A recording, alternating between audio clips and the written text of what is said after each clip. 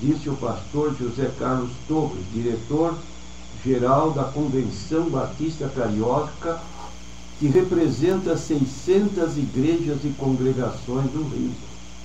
Então aqui nós temos duas opiniões de líderes evangélicos que se manifestam contra essa medida de usar óleo chamado óleo santo, óleo ungido, para tentar com isso passar no corpo de pessoas e que assim previne ou guarda ou protege contra o mosquito que transmite essa doença.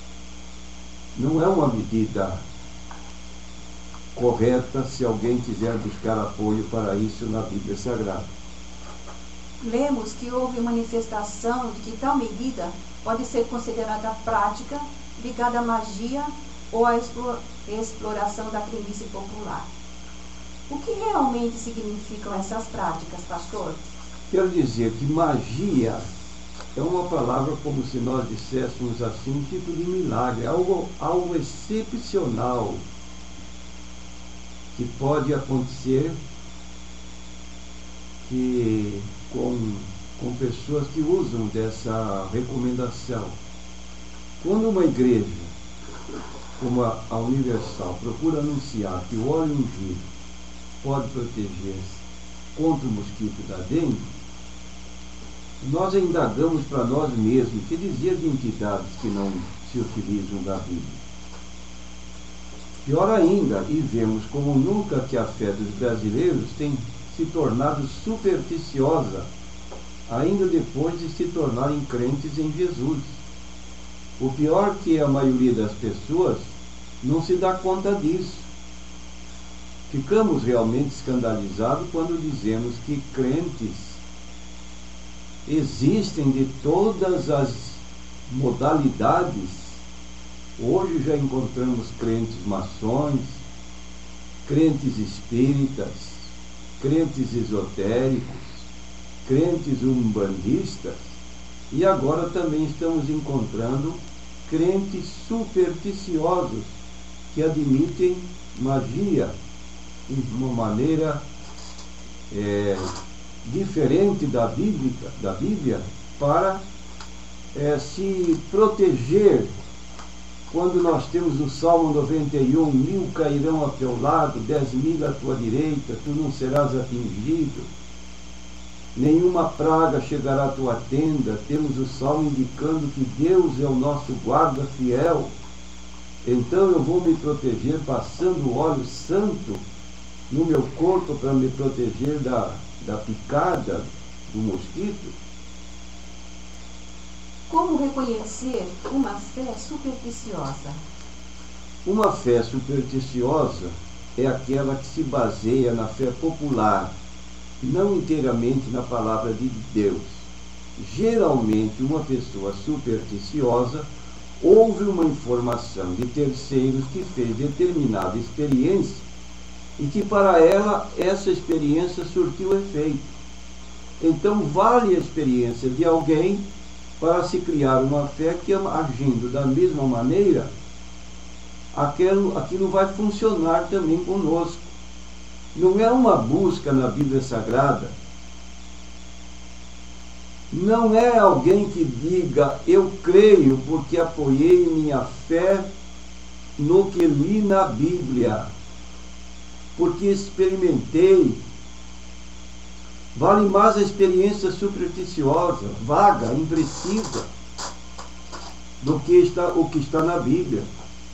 E o problema maior é quando aquilo que experimentamos não se ajusta à palavra de Deus. O apóstolo Paulo, falando aos crentes de Corinto, que eram crentes, como ele chama de carnais, e eu, irmãos, apliquei estas coisas por semelhança, a mim e a Apolo, por amor de vós, para que em nós aprendais a não ir além do que está escrito, não vos ensoberbecendo a favor de um contra o outro. Está em 1 Coríntios 4, 6. Se a Bíblia é uma lâmpada para os nossos pés e uma luz para o nosso caminho, Como é que alguém se vale de uma experiência supersticiosa e não tem apoio na Bíblia? Por que andar com uma Bíblia debaixo do braço se não é para obedecê-la? É o que me disse uma certa pessoa quando eu visitava, de porta em porta. Eu andava com a minha Bíblia debaixo do braço. Ele deu uma gargalhada jocosa e disse assim: esses crentes usam a Bíblia como desodorante. Como quem diz, carrega a Bíblia, mas só de enfeite, porque não se dão ao trabalho de lê-la. E isso é prejudicial para nós. O irmão pode mencionar algumas práticas supersticiosas, como essa de usar óleo santo?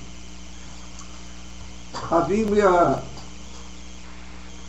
declara no livro de Hebreus, capítulo 11, versículo 6, aquele que se aproxima de Deus deve crer que Ele existe e que Ele é galardoador das pessoas que o buscam. Ora, se nós cremos na existência de Deus e sabemos que Ele galardoa, que Ele responde à oração, podemos buscar a Deus com certeza, porque a Bíblia é a palavra de Deus. Mas se trocamos a nossa fé em Deus por uma prática supersticiosa em determinado objeto, já a nossa fé não é uma fé.